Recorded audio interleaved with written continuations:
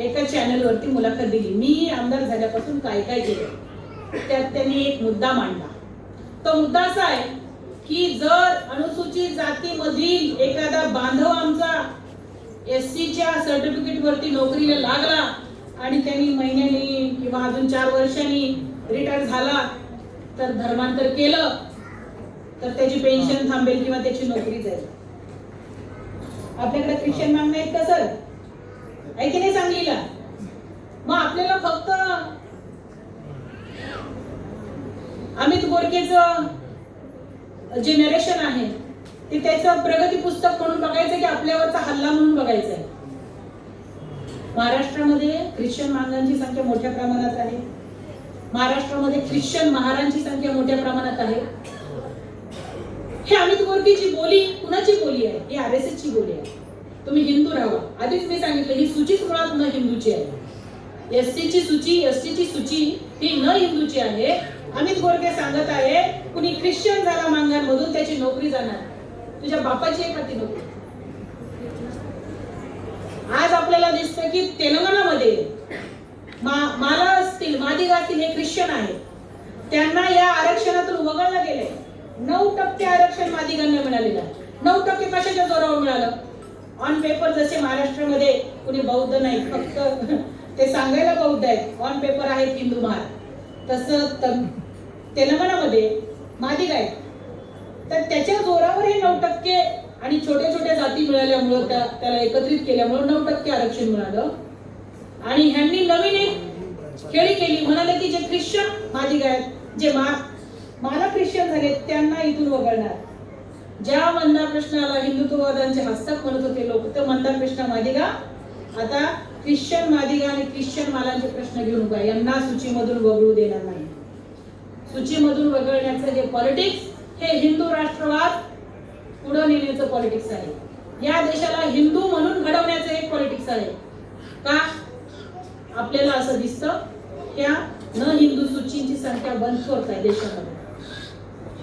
यांना जोपर्यंत आपण सरेंडर करत नाही, यांना जोपर्यंत आपण राजकीय दृष्ट्या नेस्तनाबूत करत नाही, तोपर्यंत हिंदू राष्ट्र इथं अशक्य गोष्ट आहे. आपल्याला दिसतं की आदिवासींसोबत काय होत आहे. जे आदिवासी ख्रिश्चन आहेत, जे आदिवासी मुसलमान आहेत, त्यांना या सूचीमधून डिलिस्ट करण्याची एक मोहीम संघाच्या लोकांनी आणि संघाच्या आदिवासी हस्तकांनी सुरू केलेली आहे. आपल्याला असं दिसतं की मणिपूर असेल, नागालँड असेल, इकडच्या आदिवासींना, ख्रिश्चन आदिवासींना सूचीमधून डिलिस्ट करण्याचं हे पॉलिटिक्स भाजप आणि संघाने आखलेलं आहे. तर मला असं वाटतं की हिंदू राष्ट्राच्या अडसर असलेल्या हा सूचीचं संरक्षण हे आपल्या राजकारणाचा भाग असला पाहिजे. आपण कुठल्याही पक्षामध्ये असू, म्हणजे वेगळ्या, म्हणजे जसं डीपीआय आहे, या पक्षामध्ये असलो तरी या सूचीचं संरक्षण, या सूचींना बाधा आणू देणं हे आपलं पॉलिटिक्स असलं पाहिजे. आणि केवळ कुठलीही जात अमुक एका सूचीमध्ये आहे म्हणून ते ऐक्य असतं असं नाही. ऐक्य ऐक्य ऐक्य. मला भूक लागली, मला काहीतरी सेपरेट वाढ म्हणलं की ऐक्याला बाधा आणतो म्हणतात. ऐक्य आणि समता यांचा सामना झाला तर आपल्याला समता निवडली पाहिजे. हे आंबेडकरवादी तत्वज्ञान आहे. गांधी आणि बाबासाहेबांचं भांडण काय आहे? अस्पृश्यांना वेगळं नको, ऐक्याला बाधा येते.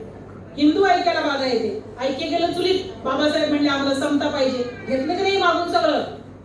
मग तसं ऐक्य ऐक्य म्हणत कुणी म्हणत असेल की तू जरा गप्प बस, तुझ्यामुळे या सूचीला बाधा येते, तुझ्यामुळे ही अव्यवस्था निर्माण झाली, तुझ्यामुळे आरएसएस बळकट होतंय, त्याला म्हटलं पाहिजे दादा ताट वाढ, थोडं तरी वाढ.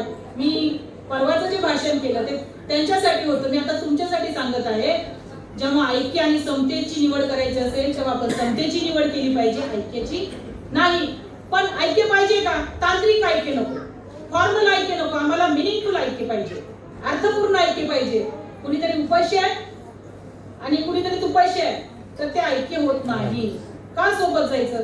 म्हणजे अशी कारणं सांगितली जातात की खासगीकरण झालंय ते थांबवलं पाहिजे, सरकार फलाना गोष्टी करते आहे, नोकऱ्यांबाबत त्या थांबवल्या पाहिजेत. हे म्हणतात आम्हाला नोकरीच मिळत नाही, आम्ही कशात तुझ्यासोबत लढ्यामध्ये येऊ, आमचा काही फायदाच होत नाही. तर त्याला त्याच्या रास्त वाट्याची खात्री दिली तर तो सरकारच्या त्यांच्या नरड्यावर बसल्याशिवाय राहणार नाही असं मला वाटतं. मी या उपवर्गीकरणाकडे असं बघते, भावाभावाची भांडणं म्हणून बघत नाही. या उपवर्गीकरणाकडे प्रतिपक्षाला काहीतरी नामोहरण करण्यासाठी आपले आर्ग्युमेंट मांडत बसावी अशा पद्धतीने मी याच्याकडे बघत नाही. मी असं म्हणते, करुणेनं बघा, आईच्या मायेनं बघा. आई आपल्या लेकराला काला करून ठेवते वाटीमध्ये, नाही खाल्लं तर स्वतः खाते, आई की नाही? चांगलं वाढेल की नाही? आई काय करते, आपल्या लेकराला वाटीमध्ये काला करून ठेवते, दुधाचा असेल अजून तुपाचा असेल, खात नाही म्हणलं का ती त्याचं खाते. तुम्ही ही डिमांड फार तांत्रिकतेमध्ये न जाता आईच्या मायेनं बघितली पाहिजे आणि आपल्याला हातात हात धरून पुढे जायचे. आपला क्रांती दोस्त, आपला राजकीय साथीदार भविष्य काळामधला तो लेचा पेचा नको, तो तगडाच पाहिजे की नाही? त्याला काहीतरी पौष्टिक खाद्य दिलं पाहिजे की नाही? तो किडबिडा रस्त्यातच म्हणत दमलो मी आता लढतच नाही. दीर्घकालीन लढाई आहे आणि म्हणून आपल्या मागं राहिलेल्या लोकांना काहीतरी खुराक देण्याचं एखादं मॉडेल शहाण्या सुरत्या लोकांनी आणलं पाहिजे. तर आपल्याला काँग्रेस आणि भाजपच्या विरोधातली लढाई ही जोमाने आणि न थकता न सरेंडर होता लढता येईल. याच्यासाठी म्हणून मला असं वाटलं हे लोक योग्य ट्रॅकवर आहेत. हे त्या विष्णू कसबे सारखंही काही बरळत नाहीत. जय हिंदू राष्ट्र आणि गर्वसे कवय हिंदू आहे, बाबासाहेबांची लाईन यांनी तोडलेली नाही. तर म्हणून मला असं वाटतं की आपल्याला योग्य मार्गानं नेणाऱ्या लोकांच्या पाठीमागं उभं राहिलं पाहिजे. चांगले लोक आपल्याला कळत नाहीत, चांगले लोक कळत नाहीत कारण ते सौम्य भाषेमध्ये बोलतात. जे खूप हातवारे करत, दुसऱ्याला शिव्या देत, आरोप करत लोकांवरती, मी कसा माझ्या जातीचा तारणहार आहे असं बोलणारे लोक सामान्य लोकांना लवकर पटतात, आहे की नाही?